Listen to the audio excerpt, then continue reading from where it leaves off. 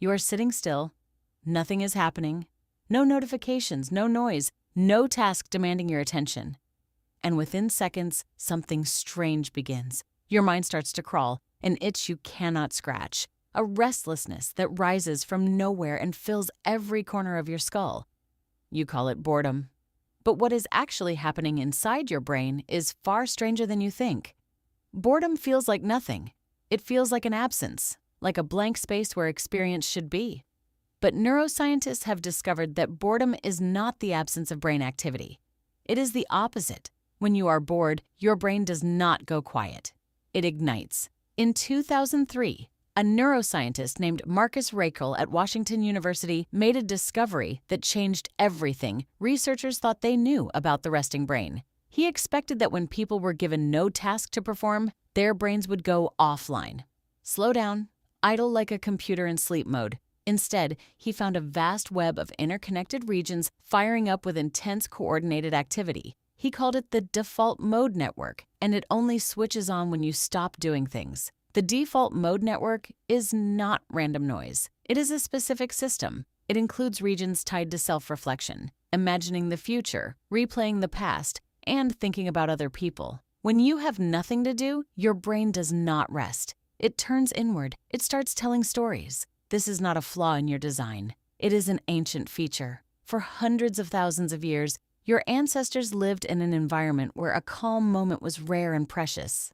When there was no immediate threat, no food to find, no fire to tend, that stillness was a signal. It meant the environment was temporarily safe, and your brain used that window to do maintenance, to rehearse, to simulate futures that had not happened yet.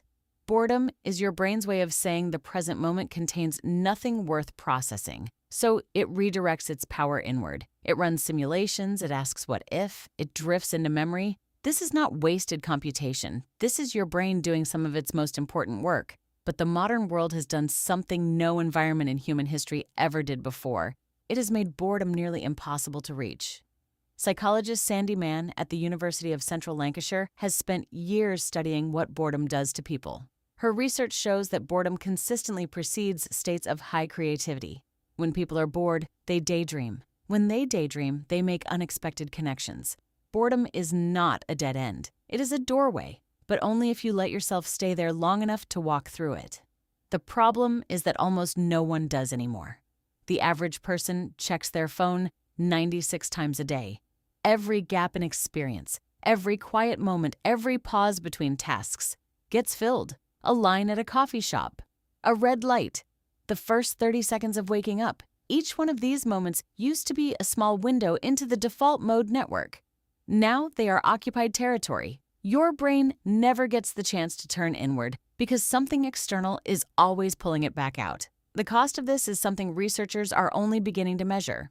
Jonathan Smallwood at Queen's University found that spontaneous internal thought, the kind that only happens when you allow yourself to be bored, is directly linked to your ability to plan for the future, understand other people's emotions, and regulate your own. People who are constantly externally stimulated show measurable declines in these capacities over time. Your brain needs boredom, like your muscles need rest.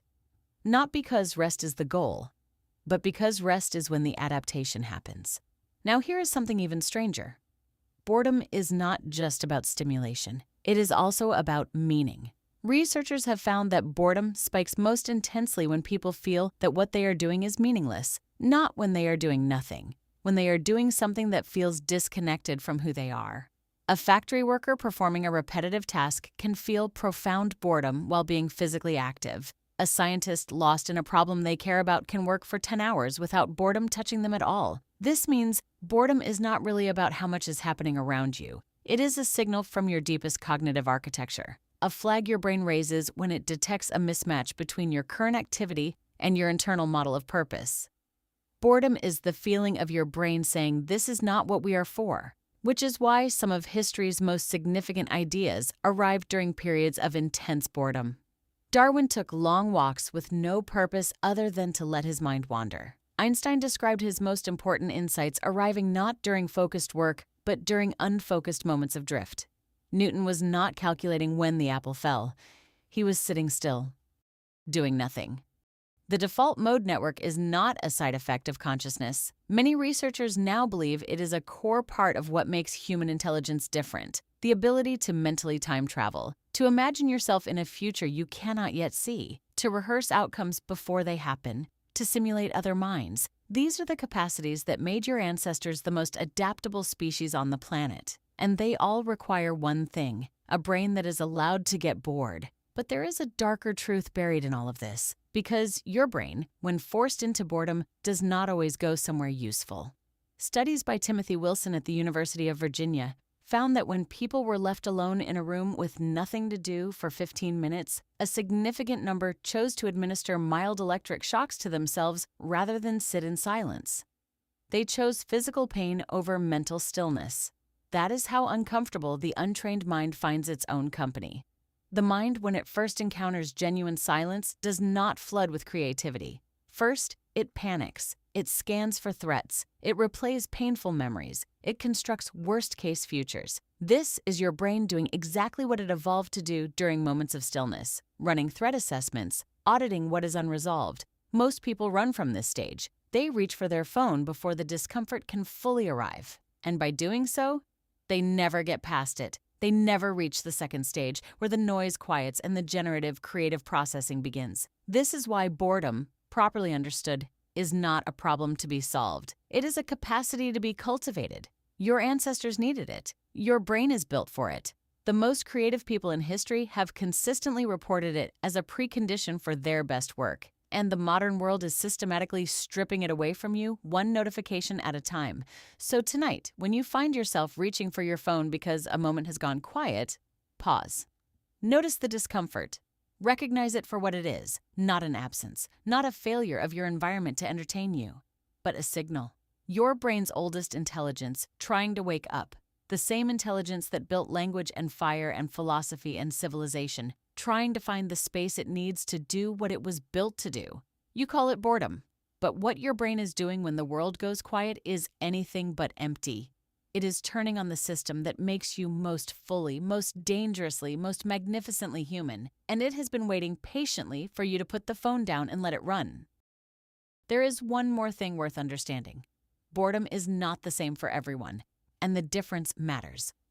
Researchers distinguish between two types. The first is what they call simple boredom, a temporary state. You are waiting for something. The queue is long, the meeting is dull. Your brain wants stimulation and is not getting it. This type of boredom is uncomfortable but harmless. It passes. The second type is far more serious: chronic boredom, a persistent inability to find meaning or engagement in life. This is not about waiting in line. This is about feeling like nothing you do connects to anything real. Studies have linked chronic boredom to anxiety, depression, impulsive behavior, and a significantly shorter perceived lifespan. When your brain cannot find meaning in the present, it starts manufacturing danger. It creates drama. It reaches for risk. Not because you want chaos, but because your nervous system would rather feel something acute and uncomfortable than nothing at all. This is why boredom is not a trivial complaint. It is a diagnostic. When you feel bored in a deep and persistent way, your brain is not malfunctioning. It is sending you a signal about alignment, about purpose, about the gap between the life you are living and the life your cognitive architecture was built to inhabit. Your ancestors did not have this problem in the same way. Their lives were physically demanding, socially complex, and directly connected to survival.